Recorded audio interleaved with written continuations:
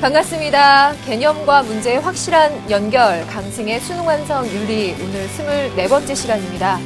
자, 여러분들 1등급 만점으로 갈 준비가 오늘도 되셨나요? 오늘 24번째 시간부터는요, 사회사상으로 들어갑니다. 여러분들이 1등급 혹은 만점을 대비하신다면 이 사회사상 절대로 놓칠 수가 없죠. 오늘 하는 단원과 다음 시간에 전개될 단원을 잘 들어보시면요, 여러분들이 가장 중요하게 생각하는 사회사상 파트 중에서도 자본주의나 사회사상, 사회주의와 연결되는 그 바탕이 되는 시간이라는 걸 느끼실 수 있을 거예요. 선생님도 그런 점을 잘 감안해서 여러분들이 사회사상을 완벽하게 대비할 수 있는 바탕이 되는 시간으로서 잘 훈련할 수 있게끔 준비해 왔습니다. 여러분들 오늘도 마음에 준비하시고 선생님과 50분 동안 함께 하시기 바랍니다. 자, 그러면 오늘 수업 준비하시는 데 있어서 어떤 부분 체크하시면 될지 먼저 말씀드릴게요. 자, 우리 교재 테마 13 들어왔어요. 여기에서 104쪽부터 111쪽 들어갑니다. 오늘 1시간 동안은요, 이 부분을 나누는 것이 아니라 이 한 파트를 다 하게 돼요. 자, 이 부분 내용 들으실 때 선생님이 그 각각 사회사상에 관한 얘기들을 설명을 잠깐씩 중요한 부분 짚어드릴 텐데요. 그 부분에 대해서 자세히 듣고 싶은 학생들은 이쪽에 있는 내용들 참고해서 왔다 갔다 하시면서 복습하시면 되겠습니다. 자, 여러분들 선생님이 지금 방금 말씀드린 것과 같이 오늘 1시간 동안은 이 테마 13을 모두 소화하기 때문에요. 핵심 개념을 잡아드리고 그것을 수능 기출문제에 어떻게 출제가 되어 왔는지 분석해 드리면서 바로 우리 교재 문제로 들어가 보도록 할 거니까요. 자, 집중해 주세요. 자, 오늘 핵심 개념 어떤 게 있는지 한번 짚어볼까요?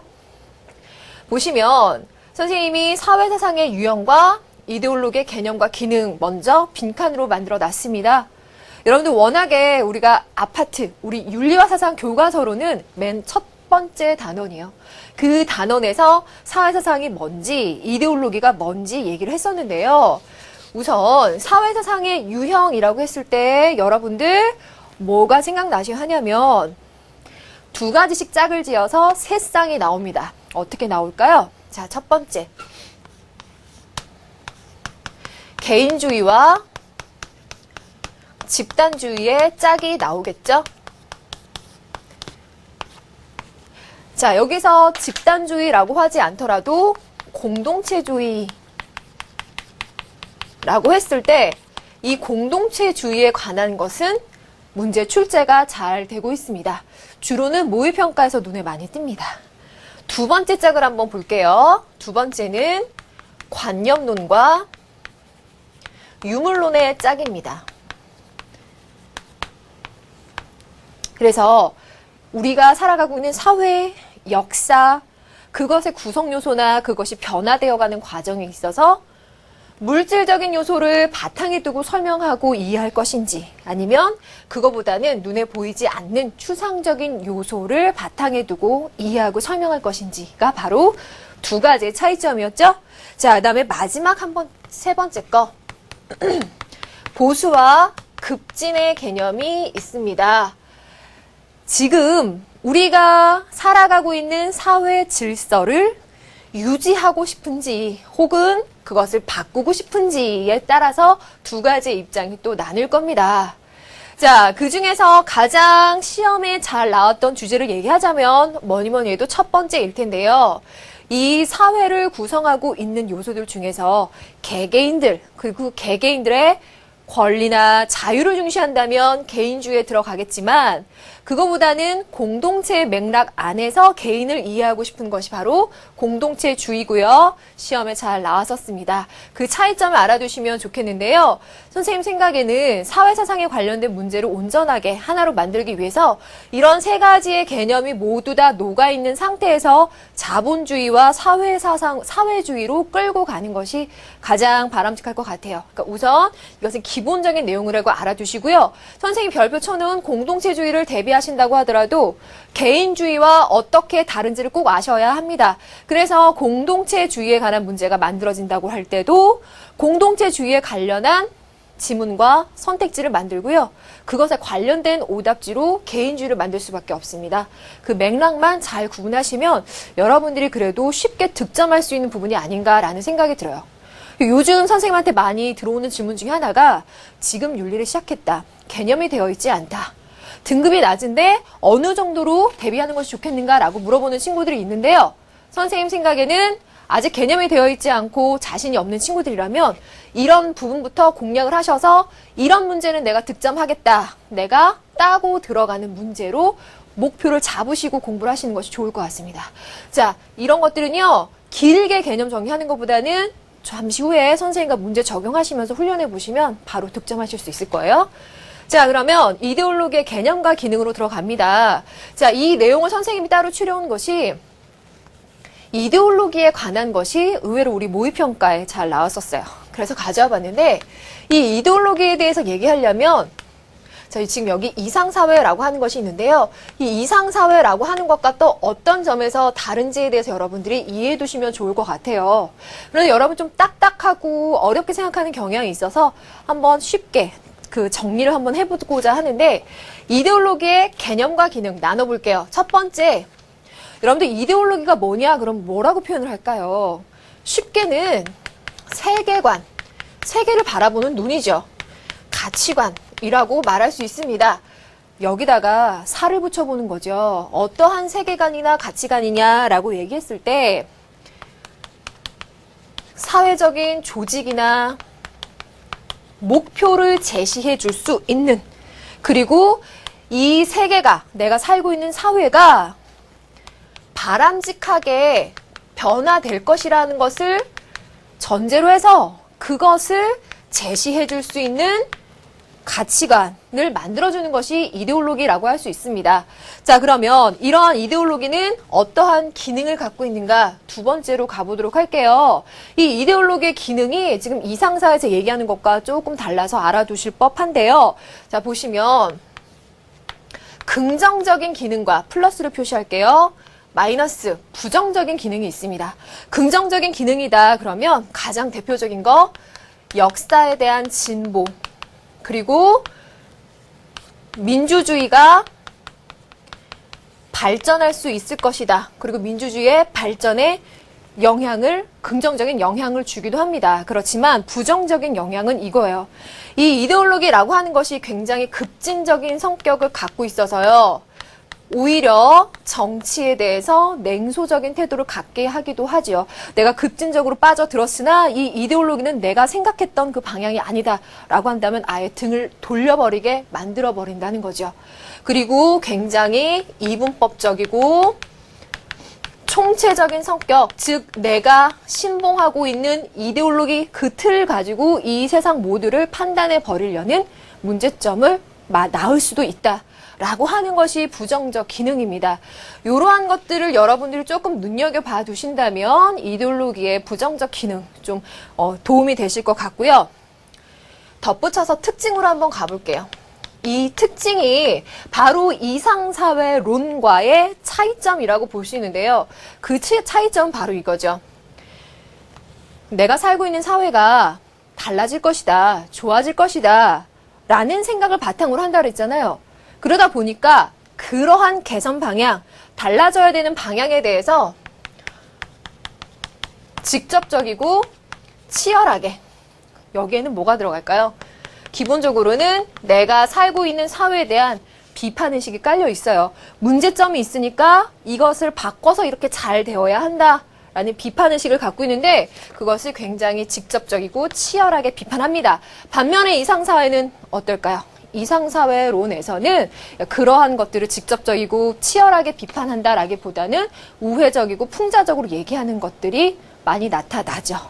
그렇다고 해서 여러분들 지금 선생님이 이상사회론이라고 해서 여기 쭉 말하는 것들 중에서 이것이 모두가 다 우회적이고 풍자적으로 얘기하는 이상사회론이라고 하는 것은 아니에요. 그런 것들도 있고 아닌 것들도 있으니까 이렇게 선생님이 얘기한 부분과 구분해서 알아두시는 것이 좋겠습니다.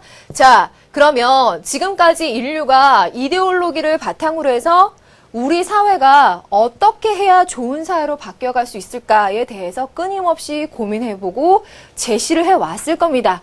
거기에 대해서 포괄적으로 말하는 것이 지금 말하려고 하는 지금 이상사회입니다. 인류가 말했었던 다양한 이상사회의 모습. 자, 중요하죠? 첫 번째, 육아에서는 이상사회 모습으로 뭘 제시했죠? 대동사회. 맞죠? 자, 여기서 하나 말씀을 드리면요. 이 대동사회에 관한 것은 굳이 사회사상 파트가 아니다고 하더라도 동양사상 파트에서 충분히 다뤄질 수가 있어요. 그러면 공자에게서 대동사회가 나오면 맞다라고 말해요. 그런데 순자에게서 대동사회에 관한 선택지가 나오면 얘는 왜 맞는 거예요? 라고 질문하는 친구가 있습니다. 그러면 안 되죠. 대동사회라고 하는 것은 육아에서 계속 지속되고 받아들여진 이상사회 모습이다라고 생각하시고 문제를 푸시면 됩니다. 거기에 굳이 공자, 맹자, 순자 누구에게는 맞고 누구에게는 틀리다라고 선택하시는 것보다는 육아의 큰 테두리 안에서 그들이 제시한 대동사회의 맥락은 계속 이어지고 있다라고 이해하시는 것이 좋겠고요. 자, 복습해 봅시다. 대동사회라고 하는 것의 가장 큰 특성 제시해보자. 그럼 뭘까요? 뭐니 해도 도덕성입니다. 그래서 정치도 덕으로서 또 그러한 덕에 의해서 정치를 하는 그런 그 사회 아래서의 백성들은 또 도덕적으로 덕으로서 교화되는 삶을 살아가겠죠. 자, 그리고 분배 문제에 있어서도 공정한 분배의 모습을 보여줘야 됩니다. 그래서 공정한 분배와 도덕성. 선생님 지금 여기서 쓴 거는 경제적인 면과 정치적인 면 두 가지를 조명해보고 싶어서 이 두 가지만 끄집어낸 거예요. 자, 그러면 노자가 얘기하는 어떤 사회? 소국과민의 사회로 가겠습니다. 자, 이건 지웠어요. 자, 소국과민의 사회에서는 가장 중요한 건 무를 잘 기억하세요.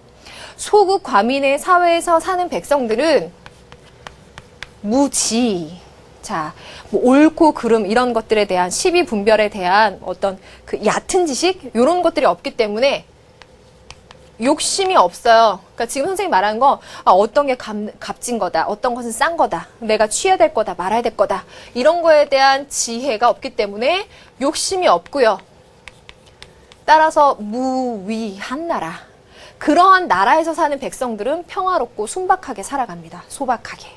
그리고 그 통치를 하는 사람은 무부의의 치를 하게 되겠죠. 그래서 이 맥락을 잘 기억하시면서 지문 내에서 찾아내시면 좋겠어요. 자, 플라톤은 정의로운 국가를 얘기하죠. 정의로운 국가가 되기 위해서 필수적으로 철인 통치 다 아실 거예요. 그리고 이러한 철인 계급은 사유재산을 소유하지 않습니다. 됐나요? 자, 토머스 모어는 뭐요? 유토피아 제시합니다. 이 유토피아의 구성 요소가 어떤 건가 보면 우선 경제적으로는 평등해요.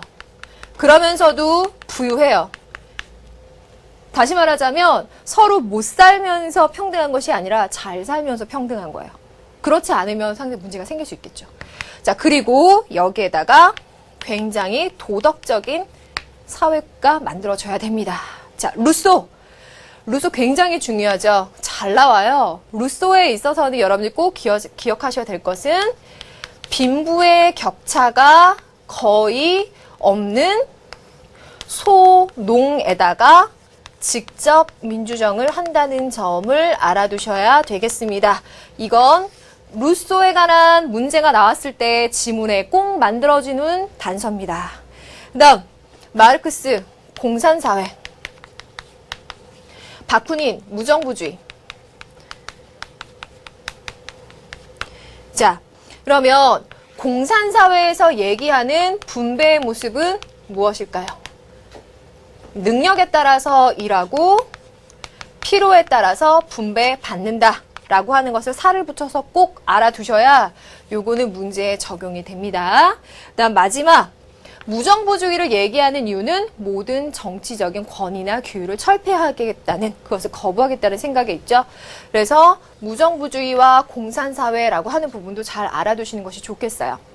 자, 지금 선생님이 말씀드린 사회사상의 유형을 바탕으로 해서 이데올로기가 어떠한 개념, 기능, 특징을 갖고 있는가 알아두시고, 선생님 아까 여기 말한 부분에서 여러분들이 혼란을 겪을지 모르겠는데 계열을 잘못 세우시면 안 되고요.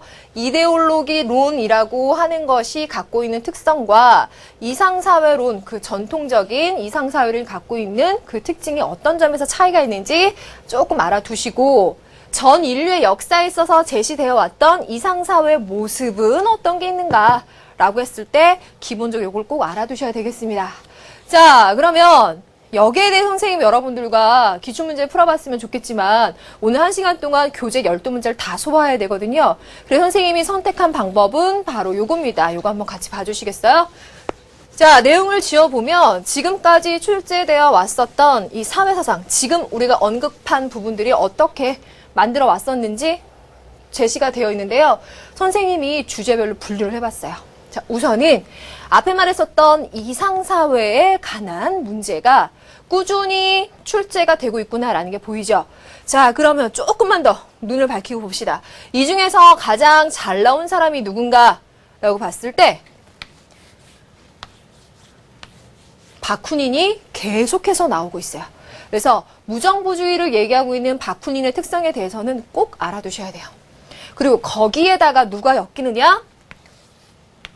루소가 엮이죠.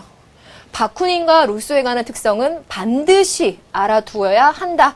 그리고 마르크스가 여기에 섞이기도 하죠. 그래서 이상사회에 관해서 제시됐었던 그 수많은 내용들 중에서 이 두 사람에 관해서는 필수적으로 알아두시는 것이 좋겠고요. 그리고 선생님이 강조하고 있는 문제 유형 중에 하나가 국가에 대해서 얽히는 주제예요. 국가에 대해서 어떻게 만들어지냐라고 했을 때 봐봐요. 정의로운 사회를 얘기하는, 철인 통치를 얘기하는 플라톤. 계속 나오죠.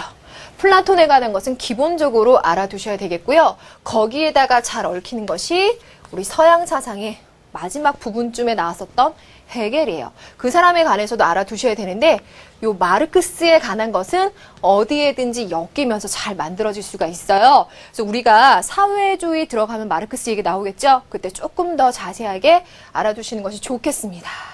그래서 이 정도는 기본 이라고 생각하시고 오늘 우리 수능 완성에 나와 있는 문제 한번 풀어보시기로 하고요. 그러면 나머지 파트, 자, 이런 것은 충분히 선생님 생각에 예측이 가능해요. 근데 이데올로기에 관해서 진짜 11월에 문제가 나올까? 라고 했었을 때 역사가 이래요. 어떻게?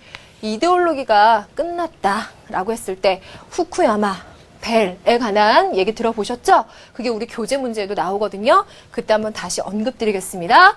자, 그러면 이데올로기의 수용이라는 주제가 나온다라고 했는데 여기에서는 사실 이데올로기의 부정적 기능을 얘기합니다. 선생님이 아까 설명드렸던 거 기억나시죠? 이데올로기가 부정적인 기능을 갖고 있기 때문에 까미가 얘기하고 있는 부분에 대해서 여러분들 좀 알아두시면 돼요. 반항인이라는 얘기 나왔었잖아요. 그래서 그런 이데올로기에 대해서 우리가 무조건 수용하는 것이 좋은 것이냐? 그렇지 않다라는 입장에 대해서 알아두시면 좋겠고요. 이데올로기의 유형이나 특징, 그리고 관념론과 자유주의, 당연히 연결되죠. 아시아적 가치, 그러면 여러분들 신유교 윤리 기억하시죠? 이 부분에 관해서도 문제가 출제된 적이 있었습니다. 그래서 이러한 역사를 봤을 때 사회사상에서는 이번 9월이나 11월에 어떻게 문제가 나올 수 있을지 이것을 바탕으로 해서 선생님과 함께 완벽하게 대비를 해보도록 하시죠. 자, 그러면 우리 교재 문제 들어가기 전에 선생님이 핵심 한번 콕 짚어드리겠습니다. 자, 여러분들 이번 단원에서 가장 중요하게 짚어볼 부분은 아무래도 이상사회론에 관련된 부분일 것 같아요. 자, 여러분들 이상사회론에 관해서요. 다른 여러 학자들과 이 이상사회론이라는 주제로 꼭 한번 복습을 해보시기 바랍니다. 자, 감이 잘 안 오신다면 선생님이 조금만 말씀드릴 테니까 이거 놓치지 말고 한번 들어보세요. 이상사회론에 관해서 얘기할 때 지금 가장 많이 나왔던 사람이 루소와 바쿠닌입니다. 기본으로 꼭 봐두시라 그랬고요. 루소, 바쿠닌 외에도 마르크스 등 여러 학자들과 이상사회론이라는 주제로 엮었을 때 출제자들이 생각하고 있는 중요한 소스가 무엇일까라고 생각해 보니까 크게 두 가지 정도가 나오더라고요. 한번 얘기를 해보면은요. 자, 이렇게 갑니다. 첫 번째, 두 번째. 첫 번째는요. 국가의 역할 혹은 존재, 혹은 국가와 국민의 관계 정도까지 생각하시면 될 것 같고요. 두 번째는 경제 문제예요. 혹은 이것을 조금 더 디테일하게는 분배의 문제라고 생각하셔도 좋을 것 같습니다. 자, 그래서 국가의 역할이나 존재에 관해서 얘기할 때요. 가장 기본적으로 바쿠닌이요. 바쿠닌은 국가의 존재 자체를 인정하지 않습니다. 이건 굉장히 중시하셔야 돼요. 그래서 선택지를 만들 때 의외로 바쿠닌에 관해서 국가가 어떤 역할을 해야 된다. 국가는 어떤 위치에 있다. 어떤 관계에 있다. 라는 유로 말을 풀어가게 되면요. 국가의 존재를 인정하게 된다. 라는 맥락으로 가게 되는 선택지가 있을 수 있겠죠. 그것들에 관해서는 절대로 주의하시면서 바쿠닌의 입장과 다르다라는 점을 꼭 기억해 주시고 빼주셔야 돼요. 반면에 마르크스 어때요? 공통점을 찾아볼 수 있지 않아요? 마르크스도 종국에는 국가의 소멸을 주장합니다. 그래서 처음부터 국가의 소멸이 아니라 단계적인 그 과정이 나오죠. 그것을 바탕으로 해서 두 사람이 국가에 대해서 어떻게 생각하는지 꼭 알아두셔야 되고요. 여기에다가 대표적으로 루소 같은 사람을 대비적으로 생각해 보면은요. 이렇게 나오죠. 직접 민주정이잖아요. 계약에 의해서 사회의 구성원들이 국가를 직접 건설하고 운영한다라고 하는 점을 알아두시면 좋겠고요. 또 반면에 헤겔 같은 사람이 얘기하는 국가는 그 자체가 목적이 되죠. 선생님이 헤겔을 깊이 언급 안 하는 이유는 여기까지 가면 국가 그 자체에 대한 문제 확대될 수 있으니까 한 요 정도 여러분들이 잘 분석을 해보시면 좋을 것 같아요. 자, 요렇게 국가라는 것에 대해서 학자들이 어떻게 생각했는지를 엮어서 이상사회 문제에 적용시킬 것. 그 다음 경제나 분배에 관한 요소도 여러분들이 꼭 체크를 해보셔야 되겠는데요. 자, 마르크스 같은 사람 그리고 루소 같은 사람이 얘기하고 있는 경제 분배. 그래서 아까 마르크스의 분배 문제 꼭 알아두시라고 그랬잖아요. 그래서 마르크스가 생각했을 때는 불평등의 요인이 바로 이 경제적인 요소에서 생긴다 그랬죠. 그래서 그 부르주아와 프롤레타리아라는 계급을 파생시키는 요인입니다. 그리고 루소가 생각했을 때도요. 빈부의 격차가 거의 없는 소농을 이상적인 형태로 제시를 해요. 그래서 은근히 이 이상사회론을 제시하는 학자들 사이에서 경제나 분배 문제에 대해서는 다 공통적으로 고민을 갖고 한 가지 대안을 제시한다라고 하는 걸 여러분들이 알아두셨으면 좋겠어요. 선생님이 아까 핵심 개념 정리해 드릴 때 간단하게 얘기한 게 선생님이 그냥 말한 것 같지만 사실은 하나는 통치적인 부분, 또 하나는 경제적인 부분 두 가지를 뽑아서 말씀드린 거니까 선생님이 얘기할 때 단 하나도 놓치지 말고 잘 알아두셨다가 마지막으로 최종 정리할 때 아, 그래 선생님 그런 식으로 말씀하신 거구나 라고 하는 걸 알아두셨으면 좋겠습니다. 자, 요렇게 해서 루소, 바쿠닌이 가장 대표적이며 이런 요소들을 알아두시고 문제 적용하시는 것이 좋겠다 말씀드렸습니다. 자, 그럼 이제부터 교재 문제 풀어보도록 할게요. 자, 남은 시간 동안 교재 문제를 푸는데요. 어떻게 하면 여러분들이 이 사회사상의 파트 문제를 효과적으로 잘 풀 수 있는지 바로 한번 직접 들어가 보도록 하겠습니다. 첫 번째 수능 실전 문제 1번 들어갑니다. 밑줄 진 이것에 관한 설명을 보기에서 고른 것은 이라고 했는데 이게 만약에 실제 지문에 나온다면 이 투 웨이밍이라는 학자가 언급된 것 자체가 우리한테 굉장히 큰 단서죠. 동아시아의 자본주의 정신이라고 말해주고 있습니다. 자, 이것은 아시아적 가치 혹은 여러분들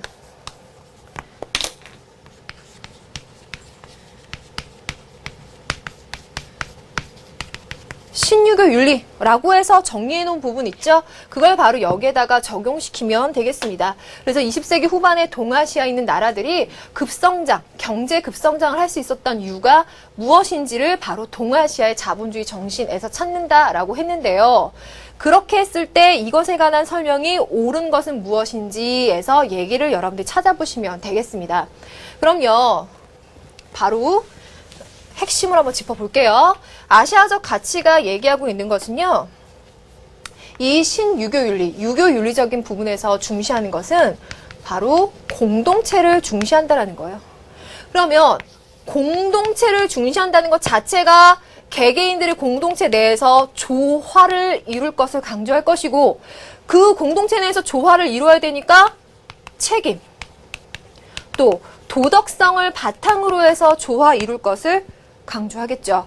이것이 여러분들이 우선 기본적으로 적용을 해 놓으셔야 되겠습니다.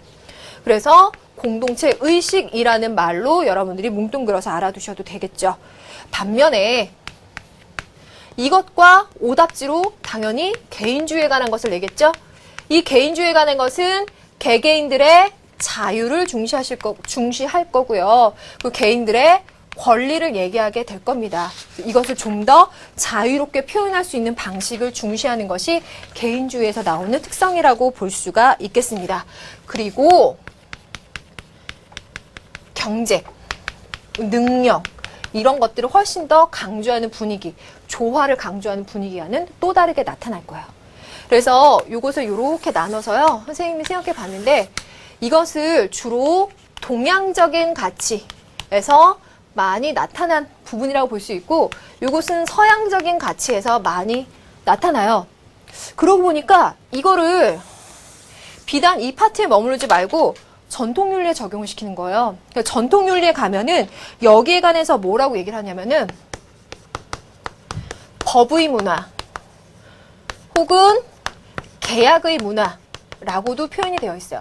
법, 계약에 의해서 서양에 있는 집단이 구성되어 있고 그들 사이에서 자유와 권리를 중시한다 라고 얘기가 되어 있거든요. 이런 부분들까지 여러분들 이해하시면 좋겠고, 그리고 이 동양의 공동체 의식이라고 했을 때 가장 잘 나오는 표현이 유기적이다 혹은 유기체, 이런 표현이 정말 잘 나와요. 그래서 이거에 대해서 이해해 두시면 좋겠는데, 유기체라고 했을 때는 어떠한 그 집단이라고 했을 때 그 집단의 조직들이 서로 긴밀한 연관을 갖고 맺어져 있다, 필연적인 연관성을 갖고 있다라고 생각하는 거예요. 그러다 보니까 그들 간의 조화를 강조하게 되겠죠. 그래서 이 맥락을 갖고 전통윤리까지도 확장해 볼 수 있을 것 같고, 동양과 서양의 전반적인 의식의 차이까지 적용시키면 여러 문제에 해결이 가능할 것 같습니다. 그럼 사실 이 문제에 적용하는 거 굉장히 쉬워졌죠. 기억 선택지 볼게요. 개인적 차원에서 개인의 자유와 권리를 중시했다. 서양에서 나타나는 그런 문화죠.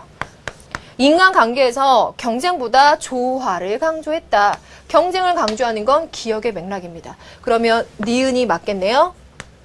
자, 디귿을 가볼까요? 집단적 차원에서 의무와 책임을 강조한다. 맞죠? 법적 제재에 의해서 유지되는 사회 질서를 중시한다 라고 하는 것은 앞에 선생님 여기 옆에서 말씀드린 것 같이 법이나 계약에 의해서 집단이 유지되는 것은 서양에서 나타나는 개인주의적 문화의 가능성이 크다라는 겁니다. 이 선택지는 벌써 다 설명이 됐죠? 요거에 대해서 더 깊이 알려드렸으니까 잘 알아두셨다가 다른 문제에도 적용해 보시기 바래요. 2번 문제 넘어갈게요. 2번을 보시면 딱 이거 유물론에 관한 것이다 라고 하는 거 보이시죠? 종교, 철학, 윤리, 우리 사회에 분명히 이런 요소들이 존재를 하는데요. 그것들의 밑바탕이 되는 요소, 근본적인 요소가 뭐라고 보냐면 물질적인 요소라고 봅니다. 그 물질적인 요소라 함은 노동력이나 생산 도구와 같은 것이죠. 물질적인 것을 바탕으로 해서 이 사회 구성 요소가 파생되어 간다라고 보는 유물론입니다. 자, 그러면 유물론에 관한 설명으로 옳은 것은 가보도록 하겠습니다. 자본주의 사회에서 보수주의적인 자세를 유지하도록 한다. 자본주의에서 보수주의적 자세 유지하는 거, 자유를 강조하는 입장에 들어갈 거고, 이런 자유를 강조한다. 관념론에 들어갈 것이고. 맞죠? 기억 빼주셔야 됩니다. 개인의 자유보다 집단의 목표와 질서를 강조한다. 집단을 강조하는 것이 바로 유물론에서 파생되어간 설명 방식을 기초로 하는 사회사상. 가장 대표적인 거 뭐가 있죠? 네. 사회사상, 사회주의. 그래서 이 사회주의를 바탕으로 해서 유물론의 그 같은 맥락을 이해해 보셔도 좋을 것 같은데, 집단을 강조하죠. 그래서 니은번이 들어갈 거고요. 디귿번, 계급 간의 갈등이 지속된다고 본다. 사회주의에서는 이상사회, 공산사회라는 이상사회에 들어간다라고 한다면 계급 간의 갈등이 종식이 되어야 되겠죠. 그러니까 그 부분에서 서술을 잘못한 오답지고요. 리을번, 능력에 따라 일하고 필요에 따라 분배할 것을 추구한다라고 했는데, 그래서 이 분배 방식 꼭 외워두라고 했죠. 그래서 니은과 리을이 바로 이것에 관련된 것으로 맞겠습니다. 그래서 이런 문제 푸실 때는요. 자, 요거 구성요소 보시니까 알겠지만 관념론과 유물론, 여기에서 파생되어 가는 거 자유주의, 사회주의 라고 해서 사실 이 자유주의의 특성과 사회주의 특성을 다 알고 계셔야 이런 한 문제를 완벽히 이해하실 수 있습니다. 사회사상이 어렵다라고 하는 친구들은 여기에 대한 이해가 안 되어 있기 때문에 선택지 고를 때 막히죠. 설명해줘도 잘 이해를 못해요. 수능 특강에서 여러분들 다시 한번 꼭 복습을 해보시고 오셨으면 좋겠어요. 자, 이 부분 말씀드렸습니다. 자, 3번 넘어가도 될까요? 기억미움에 대한 설명으로 옳은 것은 이라고 했는데, 자, 이런 문제들 선생님이 아까 말씀드렸던 개념들을 복습해보는 차원이라고 생각해보시고 풀면 더 좋지 않을까라는 생각이 드는데, 데스티튜 드 트라시가 처음 사용했다. 이 이데올로기예요. 이데올로기에 대해서 말을 하고자 하는 것이고요. 이데올로기는 행동지향적인 신념체계, 직접적이고 치열하게 비판 의식을 갖고 있으면서 그걸 구체적으로 어떻게 제시할 수 있을 것인가를 말하는 것이 이데올로기의 특성입니다. 그래서 사회 정치 조직에 대한 프로그램을 제시합니다. 그리고 그러한 종류에는 자유주의와 민족주의가 있다라고 말했는데, 그것에 대한 설명으로 옳은 것, 그러니까 상당히 디테일하게 물어보는 문제입니다. 1번, 이데올로기는 이상의 과학이라는 개념으로 사용하였다. X, 이상의 과학이 아니라 관념의 과학이라는 말로 합성이 된 용어입니다. 두 번째, 사회적 분쟁을 해결할 수 있는 규범적 기준을 제시해 준다. 이것은 이데올로기가 얘기하고 있는 기능을 제대로 설명하고 있습니다. 3번, 초역사적 미래상을 실현하는 방법. 초역사적 미래상이라고 하는 것은 선생님이 처음에 설명드렸던 이상사회론이라고 하는 것들과 구별되는 특징을 얘기해 주는 거거든요. 그래서 3번은 틀렸고요. 이상사회론이 초역사적 미래상을 제시하고요. 귀족이 중심이 돼서 과거 질서를 옹호했다라는 것이 자유주의냐? 자유주의라고 하는 것은요, 근대 부르주아 계급이 제시한 것이다. 이렇게 고쳐줘야 됩니다. 다음 5번째, 프랑스 혁명 당시 평등주의자들의 음모를 통해 태동하게 된 것은 다름이 아니라 근대 사회주의 이념의 출발점이 된다라고 보시면 되고요. 민족주의는 아니죠. 그래서 이런 개념들에 대해서 그냥 하나하나 짚어 물어보고 있는 문제입니다. 다음 문제 4번으로 갈게요. 4번 문제 보시면 가에 들어갈 내용으로 적절하지 않은 것은 이라고 얘기하고 있습니다. 2번 토론의 주제는 개인은 공동체에 복종해야만 하는가? 입니다. 이 주제에 대해서 말씀해 주세요. 그랬더니 가비강적인 입장 볼게요. 공동체는 독립적인 자아를 지닌, 동그라미로 쳐야 되겠네요. 개인들의 집합에 불과하며 개인의 행복과 권리를 보호하기 위해 필요한 조직입니다. 따라서 자신에게 이익이 되지 않는다면 개인은 공동체에 복종하지 않을 수 있습니다.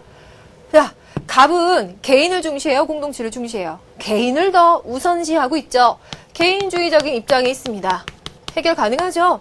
그럼 을은요, 개인이라고 하는 건요, 공동체 속에서만 자아를 실현할 수 있어서요, 그 공동체는 각 개인의 전체 선에 가장 많이 기여할 수 있도록 노력하기 때문에 개인은 공동체에 복종해야 돼요 라고 말하고 있습니다. 그래서 공동체를 더 우선시하며 말하고 있죠. 그랬더니 갑이 뭐라고 말할 수 있을 것인가? 즉, 개인주의자의 입장에서 공동체를 중시하는 사람에게 뭐라고 얘기할 수 있을 것인가? 라는 것으로 틀린 것을 찾아보라고 하는 거네요. 자, 기억 1번. 다양한 삶의 양식과 사고 방식을 무시하고 있습니다. 라고 하고 있는데요. 이 1번 자체는 선택지 구성 안에 들지 않는 것이 우선 개인주의와 공동체주의를 얘기하고 있는 맥락상 1번은 빼고 2번부터 가도록 하겠습니다. 사회 규범에 의해 개인을 지나치게 규제하고 있습니다. 그래서 이것은 개인을 강조하는 입장이죠. 3번 가볼까요? 관계 속의 자아와 공동선의 중요성을 경시하고 있습니다.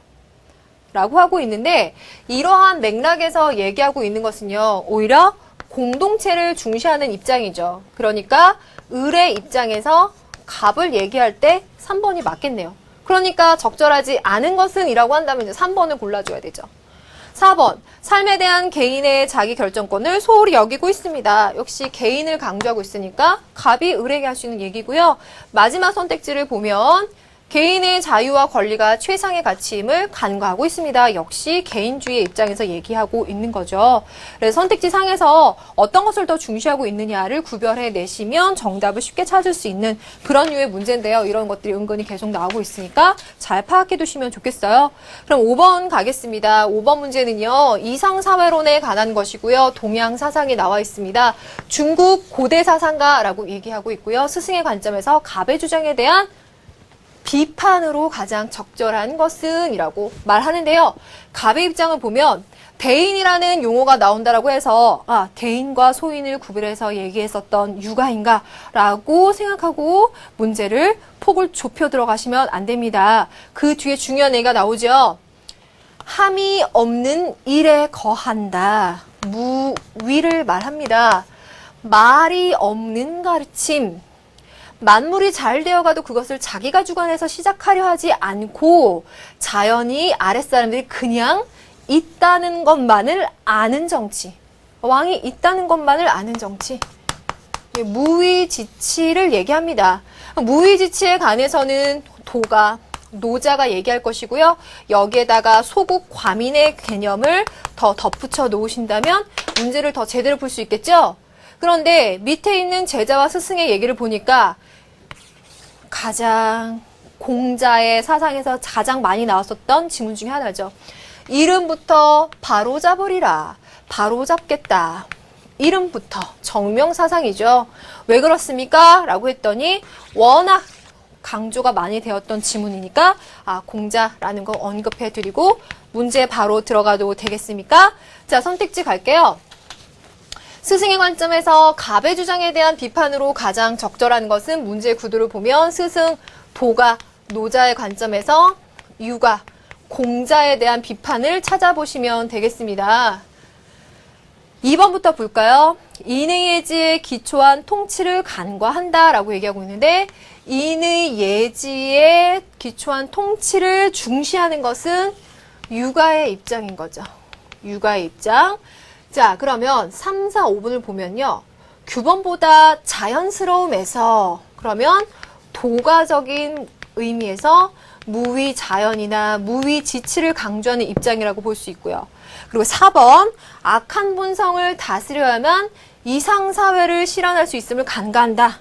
자, 이 선택지는 잘 보셔야 될 것 같은데 악한 본성을 다스려야만 이라고 하는 거니까 성악설을 얘기한 학자의 제안해서 여러분들 생각하셔야 될 거고요. 그런 의미에서 보자면은 우리 그 해설지에는 한비자의 경우도 나와 있는데 성악설의 범주 내에서 생각해 두시는 것이 더 좋을 것 같아요. 그래서 이 뒷부분을 어떻게 풀어가느냐에 따라서 달라질 수 있으니까 조금 폭이 넓게 봐두시는 것이 좋을 것 같고요. 5번째, 나라는 작고 백성의 수는 적어야 된다 라고 하는 것은 도가의 입장에서 얘기하는 거겠죠. 그러니까 이 문제의 구도대로 하자면 스승의 관점에서 갑의 주장에 대해서 요거 잘못 썼죠. 스승의 관점이다라고 하면 아까 얘기했던 공자, 유가의 공자 입장에서 갑, 도가, 노자에게 얘기할 수 있는 것은 정답은 2번이죠. 그리고 선생님이 지금 처음에 얘기했었던 요 구도대로 하자면 요렇게 5번처럼 얘기할 가능성이 있고요. 그리고 1번 선택지를 한번 다시 보시겠습니다.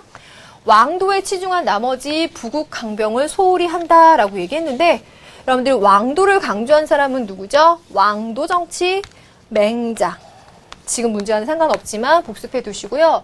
부국 강병을 소홀히 한다라고 했는데 부국 강병에 대해서 전에 기출문제 나온 적 있죠?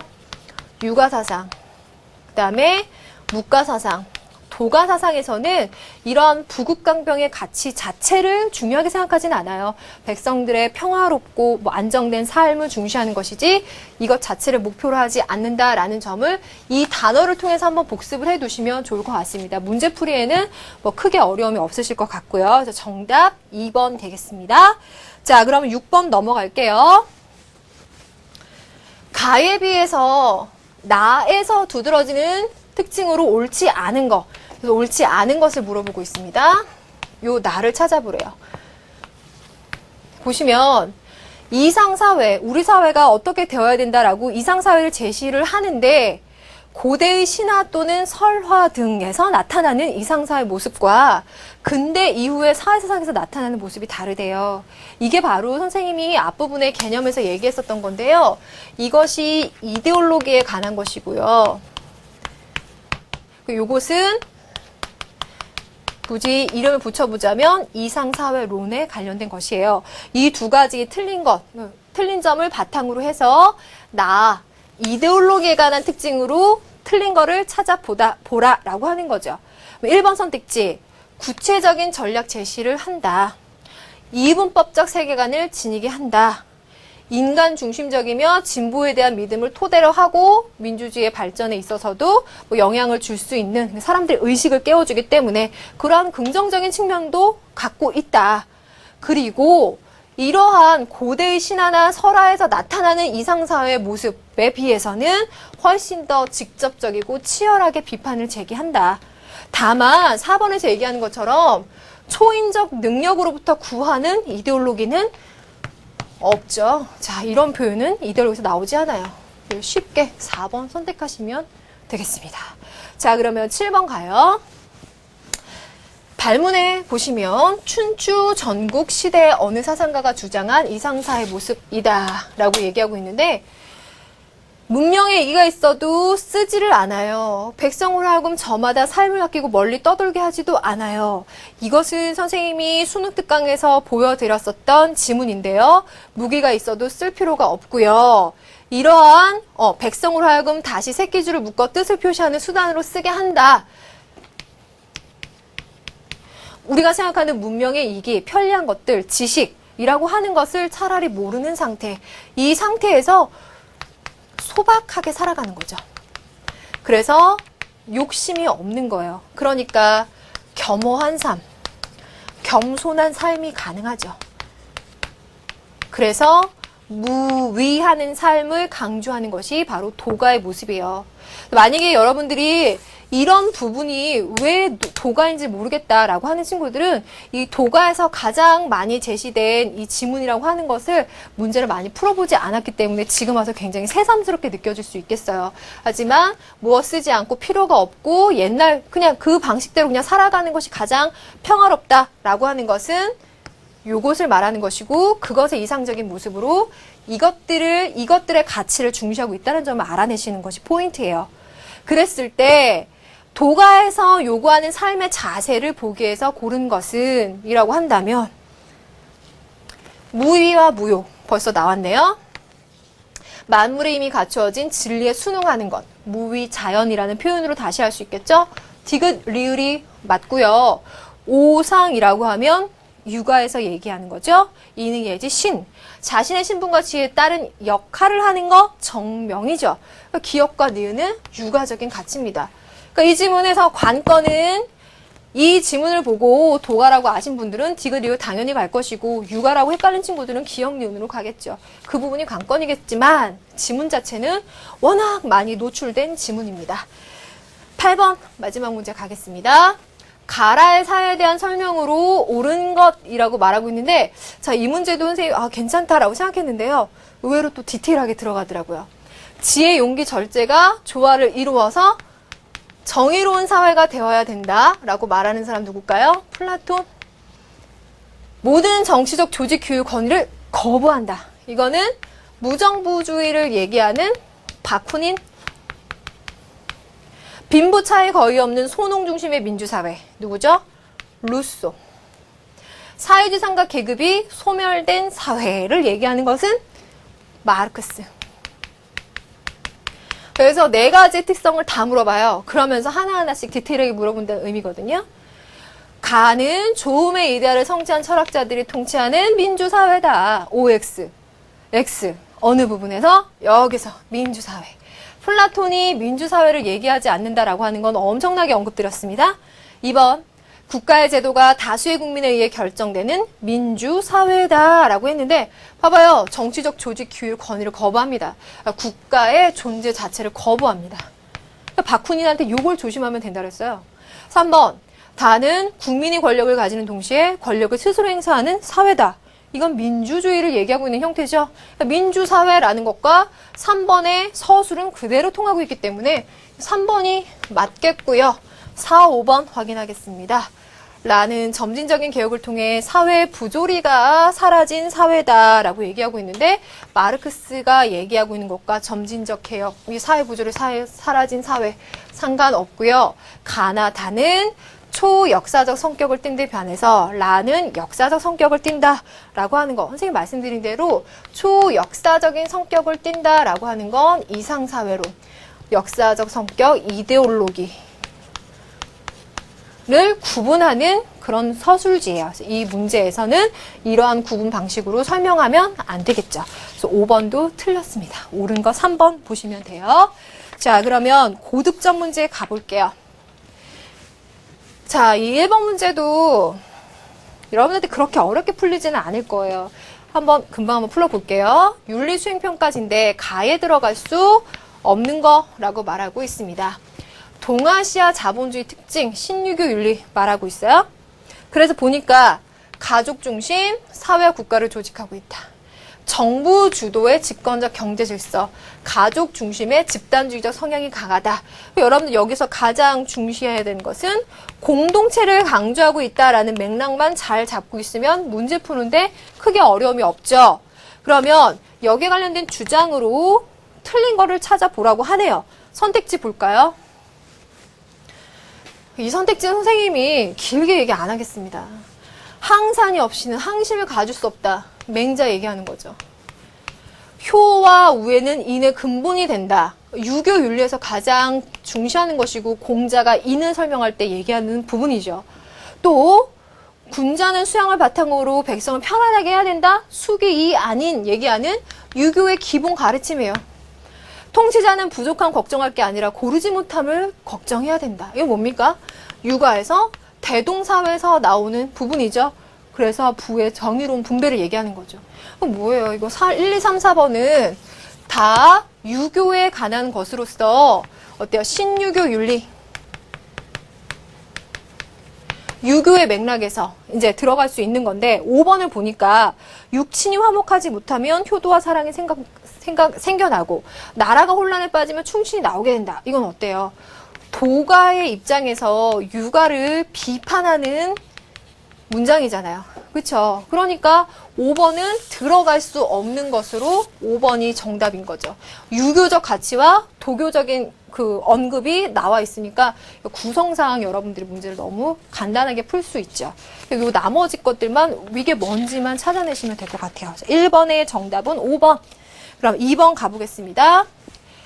가나를 주장한 사상가에 대한 설명으로 가장 적절한 건 뭐냐? 이 섬에는 이라는 말 자체가 유토피아 얘기하겠구나 라고 알 수 있고 똑같이 보이도록 건설이 되어 있는데 이 섬에는 어떠어떠한 모습이 있다 라고 해서 유토피아 얘기하고 있는 토마스 모어 읽어보시면 알 수 있고 나번을 보시면은요 사람들이 할 수 없이 노동을 하는 건 다 돈 때문이다. 이 소외된 존재인 돈이 인간을 지배하게 되고 인간은 돈을 경배하게 된다. 때문에 인간은 노동을 통해 보람이나 기쁨 대신에 소외와 비참한 삶을 살게 되었다. 이와 같은 유물론적인 시각에 기초하여 자본주의 사회는 필연적으로 공산주의 사회로 이행해 나가게 된다. 선생님 이 나번 지문을 보니까 여기 앞부분에서는 이 공산사회에 관한 이론 중에서 지문 중에서 학생들이 쉽게 알 수 없게끔 좀 낯선 지문을 만들어 넣으신 것 같고요. 대신에 뒷부분에 쉬운 얘기를 넣어주신 것 같아요.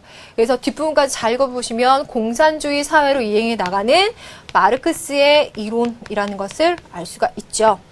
그럼 가장 적절한 설명이 뭔지 한번 볼게요. 1번, 이상사회 실현을 위한 구체적인 투쟁 방법을 제시했다라고 했는데 구체적인 투쟁 방법을 제시하는 것은 이데올로기론에 들어가는 거죠. 반면에 유토피아를 제시하는 이 내용 중에서는 구체적이고 치열한 비판, 그것을 바탕으로 한 방법 제시는 나와 있지 않아요. 그렇죠? 그래서 1번은 틀린 것이고 2번, 지혜를 터득한 철인, 이건 말 안 할게요. 플라톤이 언급이죠. 상관없죠. 3번, 사회를 계급투쟁의 관점에서 바라보았다. 계급이 왜 발생했는가, 그리고 그것을 투쟁해서 이 투쟁이 끝나서 끝에는 국가가 소멸되는 게 바로 마르크스 이론의 설명이죠. 그럼 3번이 정답이겠네요. 4번 가겠습니다. 길게 설명 안 할게요. 누구? 바쿠닌. 상관없죠? 5번. 과학기술자들을 이상사회 지배 계층으로 보았다. 이건 뭐예요? 베이컨의 뉴 아틀란티스. 또 상관이 없죠? 정답 3번이고요. 나머지 선택지도 여러분들이 확인해 보시는 의미로 복습하시면 좋을 것 같습니다. 3번 가볼게요. 다음을 주장한 사상가의 관점을 보기에서 고른 것은 자연은 인간을 신체적으로나 정신적으로 평등하게 만들었다. 이 때문에 두 사람이 동일한 대상을 소유하고 싶은 욕구를 가졌는데 모두 그 욕구를 충족시킬 수 없을 때 이들은 적이 된다. 자, 낯설어요. 그런데 여기 가보니까 이것이 확대되면 만인에 대한 만인의 투쟁 상태에 이르게 된다라고 얘기하고 있습니다. 그래서 공동의 권력을 세우게 되는데 그것은 어떠한 것이다. 그래서 하나의 의지로 단순화하고 계약을 통해서 인격으로 탄생한 만인의 통일 곧 리바이어던이다. 앞부분은 낯설지만 뒤에서 홉스의 요소를 선생님이 이론을 따로 설명해 드릴 것도 없이 다 중요한 내용들이 나와 있습니다. 홉스에 관한 관점을 보기 위해서 고른 거. 선한 본성 갖고 태어났다. 당연히 아니죠. 홉스는 성악설이니까. 인간들은 계약에 의해서 생존을 도모한다. 인간들의 본성에 사회가 내면화되어 있다라고 하고 있는 언급도 관련성 없고 인간들은 국가 안에서 가장 인간답게 살 수 있다.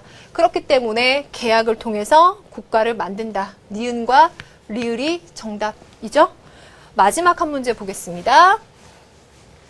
다음 관점을 바탕으로 하는 사회사상에 대한 설명으로 적절한 것은 무엇이겠는가? 그래서 이 지문도 보면은요, 여러분들한테 익숙치 않아요. 잘 나오지 않았었던 지문인데, 좀 새로운 지문이라고 볼 수가 있는데요. 자, 여기에서 무엇을 강조하는지 맥락을 잘 한번 찾아보시면 되는 거거든요. 이 이게 첫 번째 지문인데, 여기에서 가장 중요한 맥락을 찾아보자라고 한다면, 결국 의견 발표를 억압한다는 것은 전 인류에게서 행복을 빼앗는 말과 다른 바 없다. 의견 발표, 의견을 발표하는 내 의사를 표현할 수 있는 자유를 중시한다는 거예요. 따라서 누구의 의견이 옳든 그르든 간에 토론을 통해서 그 진리성을 검토해 보아야 한다. 그러니까 자유를 강조하는 입장이구나 라고 하는 걸 첫 번째 지문을 통해 알아두시고요. 두 번째 지문 한번 또 보겠습니다. 또 여기에서는요, 이거요. 자유와 상황의 다양성이 그것이다. 그러니까 두 지문이 공통적으로 자유라고 하는 것을 강조하고 있는 거예요. 사실 이 지문은 미래 자유론에 관한 지문이거든요. 선생님이 이건 미래 자유론에 관한 지문이고 미리 강조하고 있는 이론은 뭐고 공리주의에서도 설명이 나오니까 그런 것도 충분히 해드릴 수 있지만 이걸 학생 입장에서 처음 보는 지문이고 문제라고 생각했을 때 문제를 푼다면 어떻게 해 나가야 될 것인가. 대부분의 학생들은 내가 처음 보는 지문은 다 위축이 돼요. 못 풀 거라고 생각하고 이 지문이 어떤 사상가인지 모르기 때문에 나는 틀릴 것이다 라고 생각하기 때문에 답을 못 찾아요. 근데 절대 그렇지 않아요. 처음 보는 지문이지만 선생님이 찾아낸 것처럼 긴 지문 중에서 가장 중시하고 있는 맥락만 찾아내는 거야. 사실 수능에 이렇게 길게 지문이 나오지도 않습니다. 이런 중요한 맥락만 찾아내셔서 선택지를 보면서 그 맥락과 공통적으로 가고 있는 걸 찾아내는 거예요. 선택지 한번 보실래요? 자유를 중시한다고 했으니까 이건 뭐와 연관이 있겠어요? 개인주의와 연관이 있다는 거 아시겠어요? 개인의 자유를 중시하는 입장이죠. 반면에 오답지 뭘 만들겠어요? 집단주의 혹은 공동체주의와 엮어서 만들겠죠. 그럼 1번. 문화적이고 역사적인 맥락에서 이해하는 건 뭐겠어요? 집단주의죠. 생산 양식을 사회, 정치, 종교적 삶의 토대로 본다. 이거 뭔 말이에요? 생산 양식이라고 하고 있는 물질적인 요소를, 유물론이죠. 유물론은 여기에서 파생되어가는 이론이에요. 2번 또 그렇죠. 3번. 19세기 중반 이후 유럽에서 급진적인 사회 변화를 추구하였다. 19세기 중반 이후 유럽에서 급진적인 사회 변화를 얘기하면 마르크스의 이론을 얘기해요. 이렇게까지 나오지도 않지만. 그다음 4번. 개인의 권리 보호 정도를 정치 공동체 평가 기준으로 삼는다. 그러니까 뭐예요? 그 국가나 통치가 잘 되고 있느냐 아니냐를 개인의 권리라고 하는 것을 가장 중요한 가치로 두고 평가한다. 그래서 4번만 개인의 자유, 권리를 강조하고 있는 입장이죠. 4번이 맞죠. 5번. 인간의 이익과 능력이 그들의 사회성과 분리될 수 없음을 강조한다. 사회성과 관련시켜서 얘기하고 있으니까 이것도 뭐 집단주의, 공동체주의와 연결이 되어 있어요. 그래서 이 선택지를 잘 보면 나머지 4가지가 다 집단주의나 공동체주의 혹은 그것으로부터 파생되어 나온 이론에 관련된 것으로 얘기하고 있고, 이 미래 자유라고 하는 것을 강조하고 있는 입장, 개인의 보호 정도, 자유를 강조하는 입장, 4번 선택지만 같은 맥락으로 얘기하고 있거든요. 그러니까 절대 위축되지 마세요. 지금 사회사상 못 풀겠다라고 하는 친구들은 계속 이렇게 개념들을 외워버려서 문제를 풀려고 하니까 막히는 건데, 지문의 맥락 찾기, 선택지에서 같은 맥락과 그렇지 않은 맥락을 분류해내서 정답을 찾아내는 것이 지금 여러분들에게 있어서는 득점에 있어서 가장 중요한 방법입니다. 절대 잊지 마시고요. 오늘 수업의 내용들 잘 복습하시면서 다음 시간으로 들어오세요. 여러분 수고 많았습니다.